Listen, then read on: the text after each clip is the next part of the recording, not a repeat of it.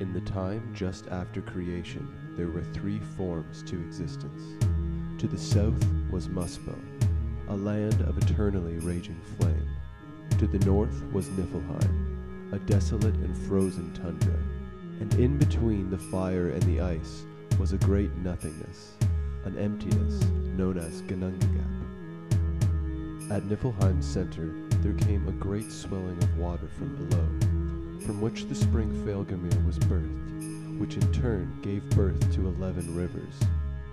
The rivers winded across the land, eventually taking them to Niflheim's edge, where they became great waterfalls that cascaded into Ginnungagap. But before so much as a drop could separate from the stream, the biting cold of the Niflheim winds froze the falls solid.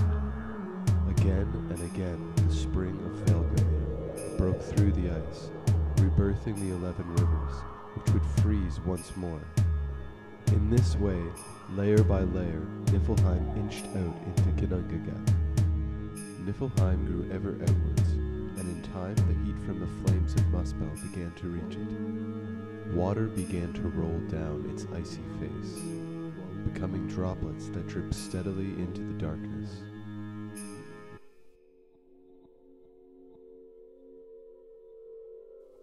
In the temperate emptiness, the droplets came together, and life fostered for the first time in the form of the frost giant Ymir. The ice continued to melt, and the droplets came together once more to give life to the primordial bovine, Audumla. Audumla drew sustenance from the salty ice of Niflheim, and Ymir in turn drew his nourishment from the milk of Audumla's udder. As Ymir slumbered, he sweat, and from his sweat he bore the first 3 giants, a woman and a man from under his left armpit, and from between his closed legs a man with 6 heads. As Audumla continued to look at the ice, it slowly gave way, and by first day's close the hair of a man was revealed. By the second, his head, and by the third, his entire body. This man was named Buri. Buri had a son named Bor. When Bor had grown, he was wed to a daughter of the frost giant Bolthor. They had 3 sons, each one as human as they were giant. They were named Vili, Odin, and Ve. As the 3 brothers grew, they watched the frost giants.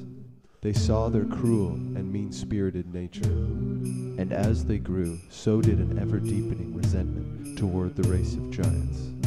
One day, Vili, Odin, and Ve came to Ymir with murderous intent, and killed Ymir where he stood. A great geyser of blood shot from Ymir's wounds, engulfing Niflheim in raging torrents of red, which swept away and drowned every frost giant. Every giant except for Bergelmir and his wife, who managed to escape death in the gutted body of an old dead tree. The 3 brothers then brought Ymir to Niflheim's edge and tossed his corpse into Ginnungagap. It was in this darkness that Ymir's muscle, sinew, and skin were transmuted to earth, and his bones were plucked from within him and placed in Ginnungagap, where they floated around his body.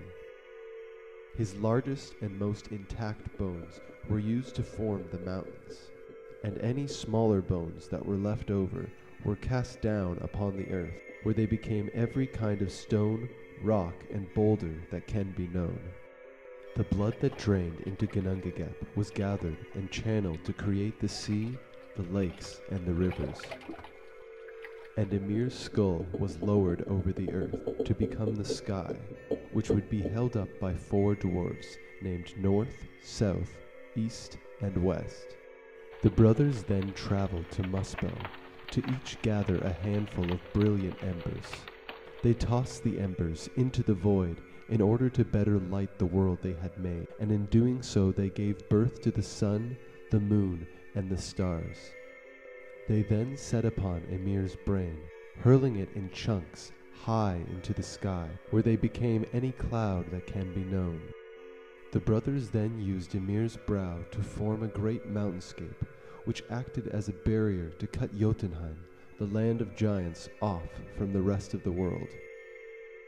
One day, Vili, Odin, and Ve were walking by the shore, when they happened upon two uprooted trees, one an ash, the other an elm.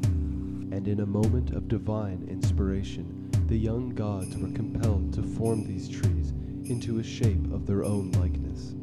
These were the first humans. Odin breathed into them life. Sound and sight were gifted by Ve, and lastly, Vili gave the power of higher thought and of a strong heart. This is how humans and the world they inhabit came to be, and it will remain here for a time, under the cosmic boughs of Yggdrasil, until the moment that creation devours itself and is reborn once again.